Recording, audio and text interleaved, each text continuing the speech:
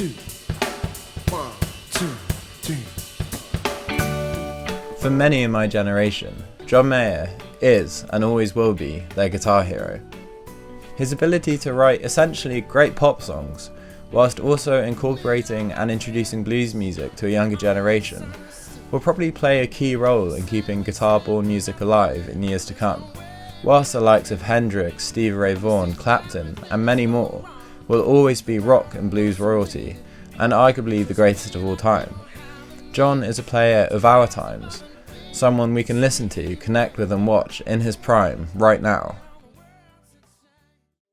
So, in today's video, I'm going to be taking a little bit of a look at why I think his playing, and more specifically his soloing, is so revered by new and established musicians alike. He is a master. I don't think he even knows how good he is. As always, if you do enjoy the video, I'd really appreciate a like and subscribe. It really helps me out. So to me, one of his greatest strengths as a musician is also arguably why he's often overlooked by guitarists, especially in regard to his 8 studio albums. And that is his insistence on putting the song before the solo. Serving the song is a phrase you often hear associated with Beatles, George Harrison and Ringo Starr. The idea that music doesn't need to be inherently complex and virtuosic, playing what the song needs rather than what the ego may crave. An idea that I do genuinely think places George Harrison and Ringo Starr respectively as one of the greatest guitarists and drummers of all time. Whilst George and Ringo were certainly fantastic musicians, I do think it would be fair to say that they probably lacked the technical ability to be virtuosic players if they wanted to be. What's interesting about Mayer is that that clearly isn't the case. His live playing is certainly a testament to this, and we'll take a look at that a bit later on in the video, but for now let's focus on his studio albums. Whilst there are certainly small and subtle glimpses of his guitar playing in his first 2 albums, Room for Squares and Heavier Things, the track Neon for example, I think most Mayer fans would probably agree that Continuum was the first album in which guitar playing really took the forefront.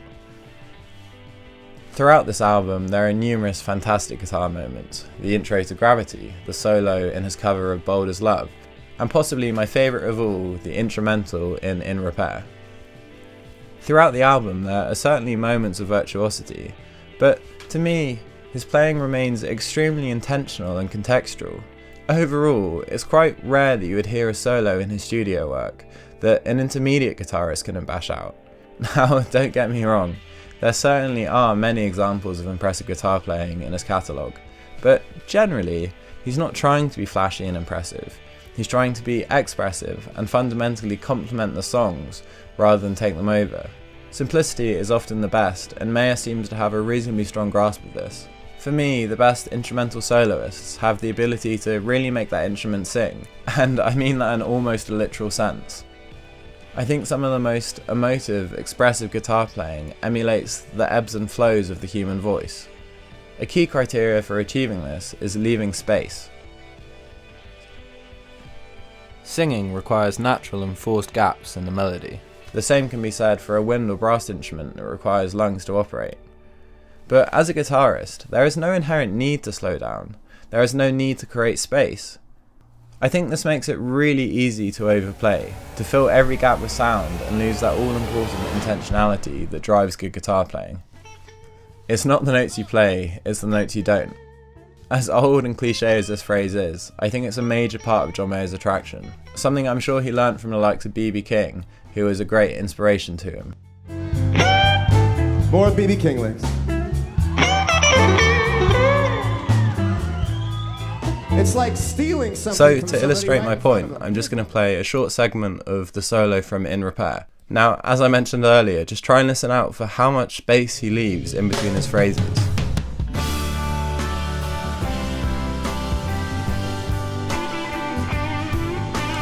First phrase.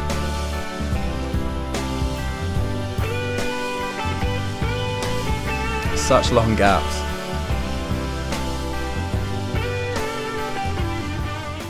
Ah, what an awesome solo.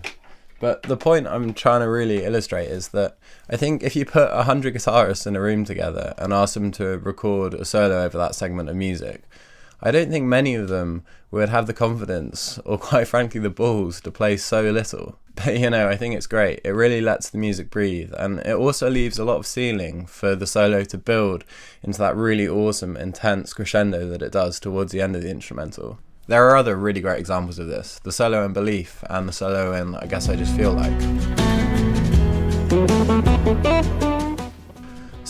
So far this video has predominantly been about John Mayer's lead guitar capabilities, and it will continue to be so, but I think it's worth mentioning his rhythm guitar playing, because his mastery of rhythm and the way he incorporates it into his lead guitar is one of the reasons he stands out from other guitarists to me. Take the groove at the start of Neon, for example.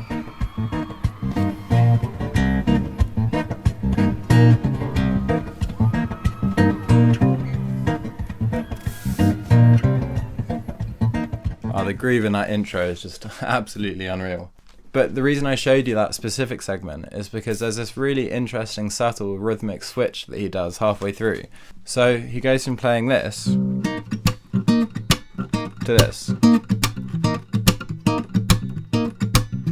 It's all those really subtle and nuanced phrases that seem so natural to John Mayer that I think make him such a groovy and interesting guitar player to listen to. He carries a lot of these techniques and grooves into his electric guitar playing. I think his performance with Keith Urban at Crossroads is a great example of this. He gets into this really awesome question and answer thing with Keith. I mean, they're really talking to each other. But as the solo sort of builds, John Mayer gets into this really awesome syncopated groove that eventually builds into the crescendo.